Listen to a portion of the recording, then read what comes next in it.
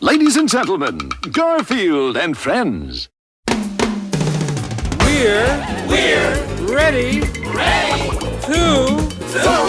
party! We're ready to party, we're ready. I hope you bring lots of spaghetti. I'm scared.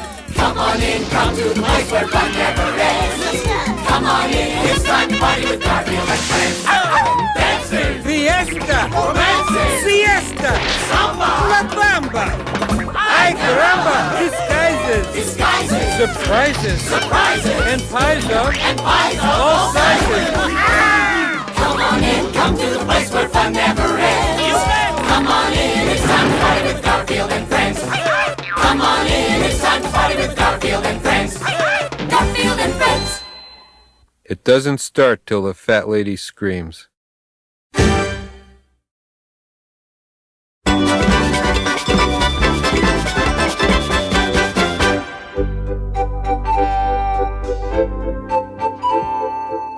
Good morning. Today we present a story about my favorite subject, cats eating.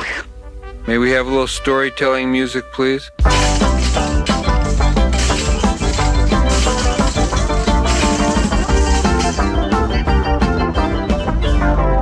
Hey, what do you want on a cartoon show, the London Philharmonic?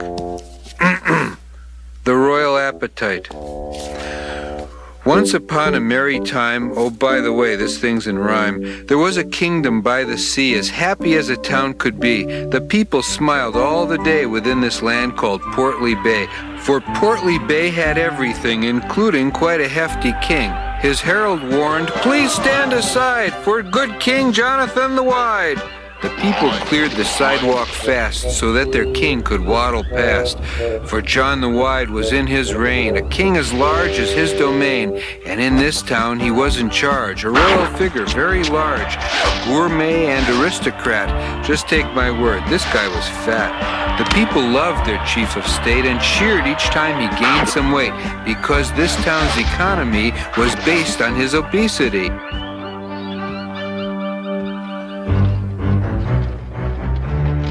Each year a king from far away would bring a gift to Portly Bay.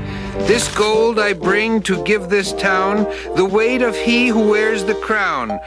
Just why the presents, I don't know. Some custom started long ago.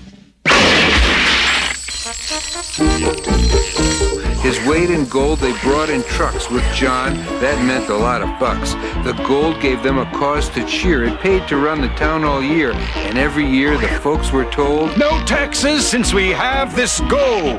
his weight made them a kingdom rich. But one man had a royal itch. The Duke of Blurp had made it known. My eyes are on the royal throne. He had a plan for Portly Bay. When I am king, then all will pay. I'll tax their jobs, I'll tax their fun, tax everything and everyone. I'll tax each table, lamp and chair. There'll be a tax for breathing air. And to be sure that I'm not lax, I'll charge a tax on paying tax. The Duke, you see, was not too nice. He sought a witch out for advice. "The king," she said, "is much too fat, so give to him this pussycat." This is exactly what he needs. I'll pay you when the plan succeeds. He thought her scheme was very grand and exited with cat in hand. And at the palace gate he cried, I have a gift for John the Wide. The Duke, you see, was very shrewd. A cat to taste the royal food. Just let him sample everything. Make sure it's fit to serve a king. The king was grateful for the pet. He didn't see the danger yet. That evening at the royal spread, the king brought in the cat and said, As my official tasting cat, please try a bit of this and that. The cat not only took a taste, he cleared the table off in haste. He ate the turkey, beef, and ham. He ate the rolls with lots of jam, a burger and a chocolate shake, a 7-layer birthday cake, a dish of beets, a bowl of broth, a couple bites of tablecloth, a duck l'orange, a cheese souffle, whatever else was in his way. The eating went on most all night. The Wide One couldn't get a bite. At 2 a.m., a bad attack. He had to get a midnight snack, but in the kitchen was the beast, continuing his dining feast. Next morning was the same old thing. No food could ever reach the king, and many times poor John the Wide had food which he would try to hide. He very soon discovered that he could not hide it from the cat. For weeks the king would crave a treat and never get a bite to eat. The Duke would look with great delight at how the feline appetite and lack of nightly chocolate mousse had caused the Wide One to reduce. When you can't even get a grape, you can't maintain a royal shape. For months and months it was the same. Then finally the big day came. "The man is here," the king was told, "to give to you your weight in gold." They wouldn't get a lot for him, for John the Wide was John the Slim. It seemed to John a little strange. They balanced him with pocket change. To all it was a ghastly joke. Without more gold, the town was broke. The Duke was filled with evil glee. They'll dump the king and honor me. The king could only fret and say, There's got to be a better way. It was the cat who had the hint, for down there in the tiny print, The gold is weighed for he it said, who wears the crown atop his head. the answer came in nothing flat, to put the crown atop the cat. For if the gold were to his weight, the town would have a richer fate. And so they piled gold galore and needed still a little more to balance what the feline weighed required every cent they'd made. The people cheered and laughed and cried, more gold than earned by John the Wide. The Duke was not a happy man. That witch gave me a stupid plan. And when she asked him for her pay, he told her, Sorry, sis, no way. The Duke forgot it's very rash to stiff a witch expecting cash. She'll cast a spell and you'll become a jackass, mule, or something dumb. So the cat had saved the day for everyone in Portly Bay. The biggest feast they could afford was thrown together as reward. But as he watched the cat consume, the king said with a certain gloom, To feed him for a year, I feel, means we lose out on this deal. The moral, folks, it must be told, a fat cat's worth his weight in gold. And now this tale I must suspend, for I have come to the finish.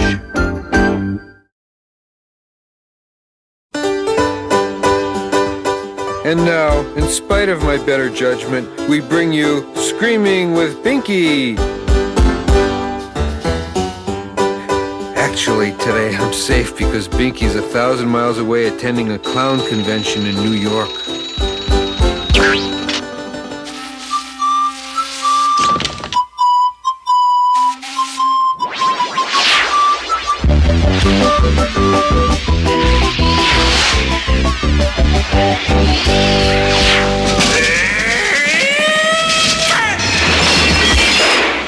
Great connection.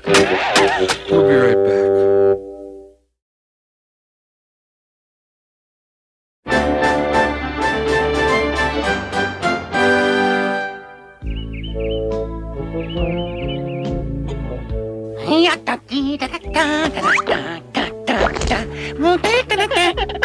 Now, this is the face of a prize rooster.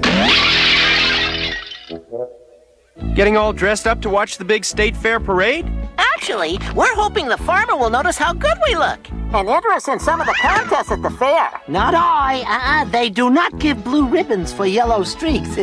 Sorry to disappoint you, but I think the farmer's only taking the pulling team and some of our best vegetables again this year. At least we can watch the parade as it passes by the farm. Yeah, we'll be the best groomed animals lining the fence as usual. See you later, then. Aren't you coming with us, Orson? Well, somebody has to stay here and guard the harvest, and that somebody might as well be me. Knock yourself out, Piggo.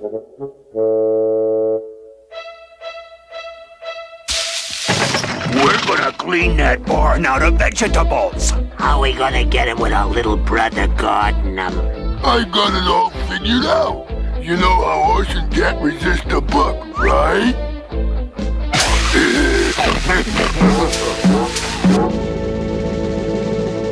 I bet everybody's having fun watching the parade. Hey! Ben-Hur, A Tale of Ancient Rome.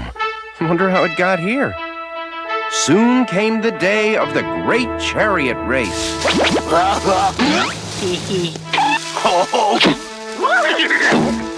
This was the day on which Ben-Hur had staked his life. Easy there, my noble steed.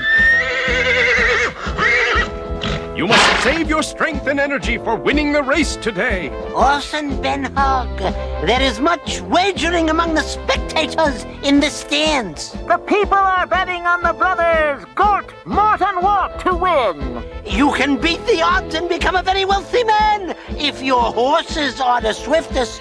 I chose to match my trusty team against my sworn adversaries, not for money, but for honor. They falsely accused me of crimes against the Empire.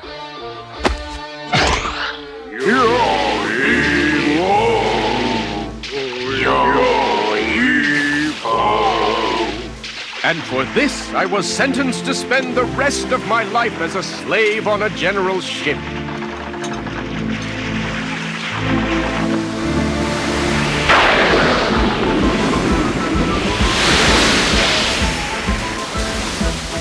But for the hand of fate, a lifeguard course I took as a child, and the chance rescue of the general, I might have perished there.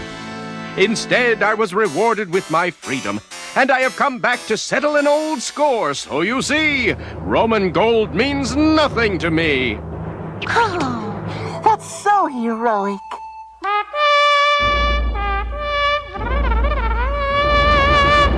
The trumpet calls, and I must prepare. So forget heroic. You should put a little extra money away for a rainy day, Ben-Hug. It couldn't hurt.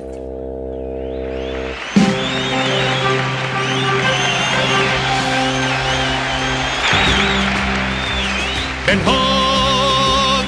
The spectators are all giving a cheer. Ben-Hug! To the Empire's favorite charioteer. Ben-Hug! His rig may not look too fancy, but Ben-Hug is one speedy pig in a chariot. Ben-Hug! Ben-Hug! Ben-Hug! Ben-Hug! Ben-Hug!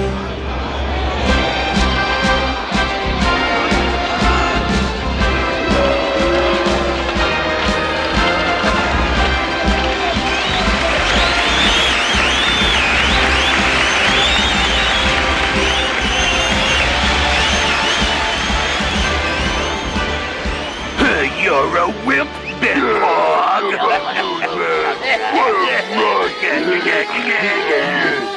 Hooray for Ben-Hug! Hooray! He's my hero-type person.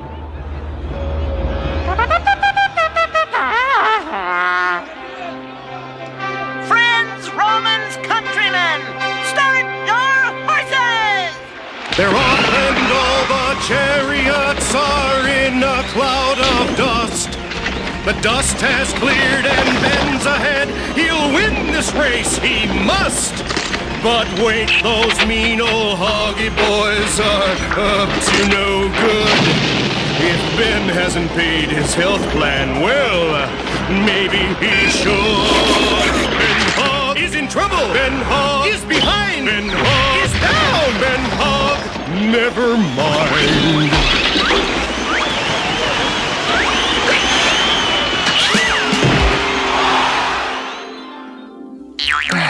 I've got to finish the race and win the prize. Giddy up.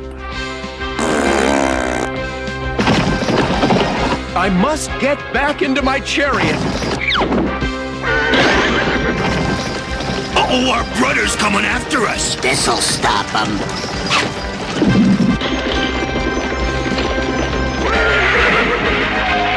Steady, my loyal steeds. We'll win this race yet.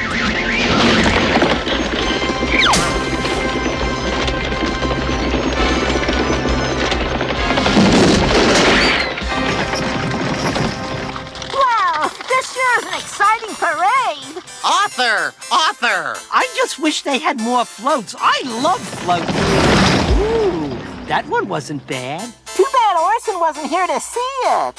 Whoa! That one was okay. Faster, you stupid horse!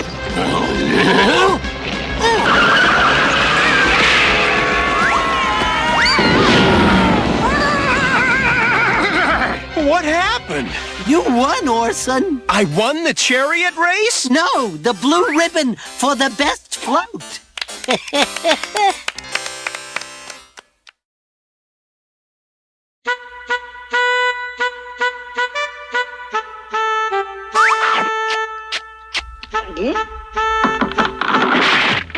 This chair isn't level. That's easy enough to fix.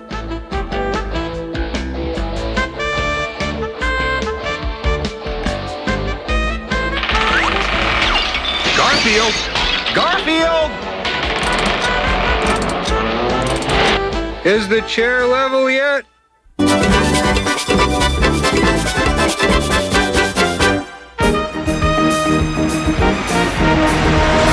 It's about 10 more miles to Cactus Jake's Dude Ranch, guys. Well, you must be really suffering with all that fur, Garfield. I'm fine as long as my supply of snow cones holds out.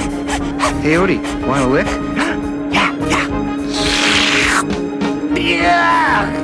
You have no idea how long I've waited to do that to him. Well, I hope you have enough snow cones for 10 more miles because... Ugh! They got me, Louie.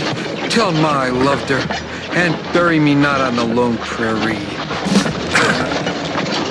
Garfield, it's just a flat tire.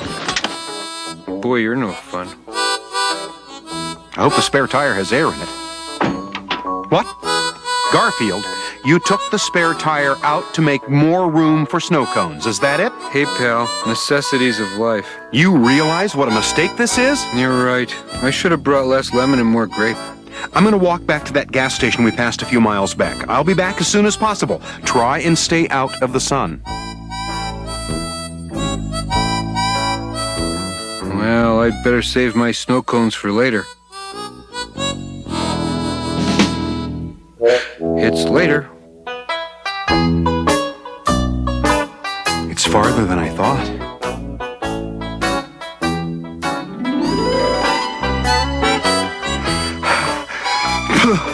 I made it.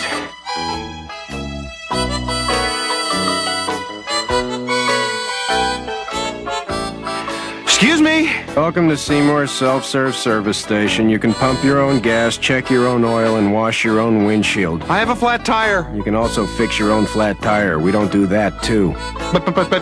But my cat, my dog, they're out there in the desert all alone.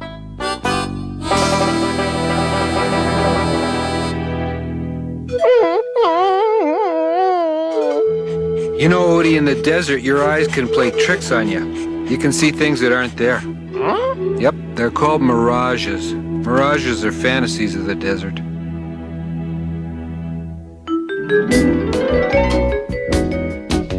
What do you see out there, boy? Odie! Odie, you cashew-brained canine! Odie, it's a mirage! There's nothing out there but desert, and more desert, and more...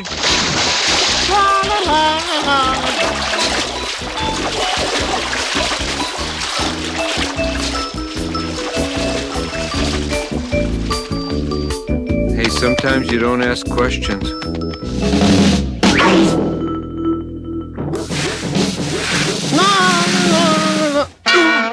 Huh? It was a mirage, Odie. A mirage.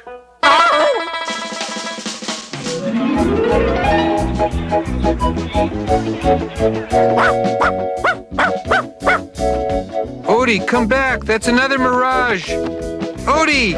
Odie! Odie, you foolish Fido. Anyone out there want to buy a dog?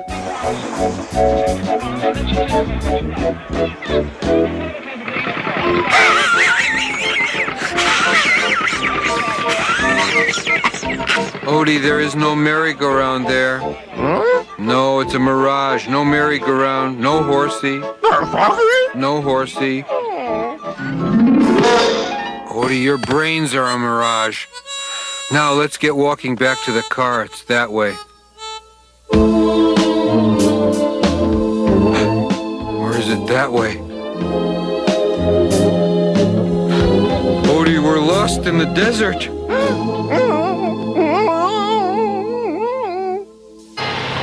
It's right up ahead. Boy, am I glad you happened along. You're so kind. Gonna cost you plenty. I hope my dog and cat are okay. There it is. That car there. Garfield, Odie, I'm back. I found a tow truck and he's... Guys, where'd they go? They left paw prints in the sand. Follow those prints. Gonna cost even more.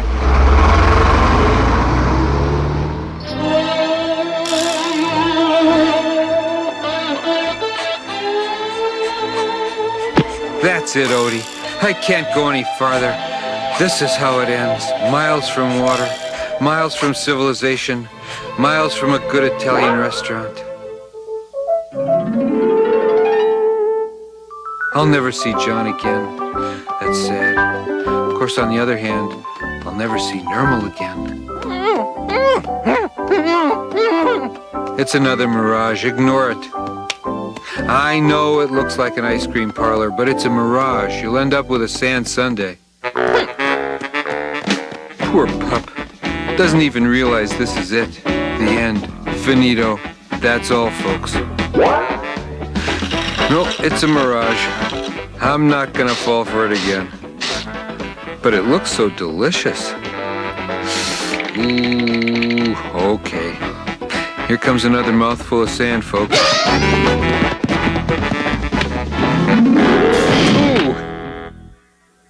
Yep, everything here is a mirage. The lakes, the mountains, John standing by the tow truck.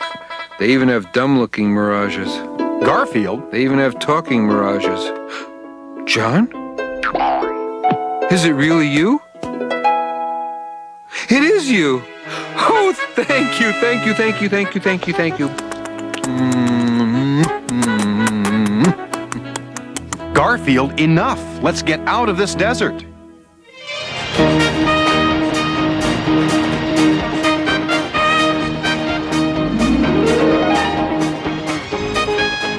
That's the second largest lasagna I've ever seen in my life. No, Garfield, that's just a mirage. We're back at the car. Please fix the tire as fast as you can. Gonna cost you.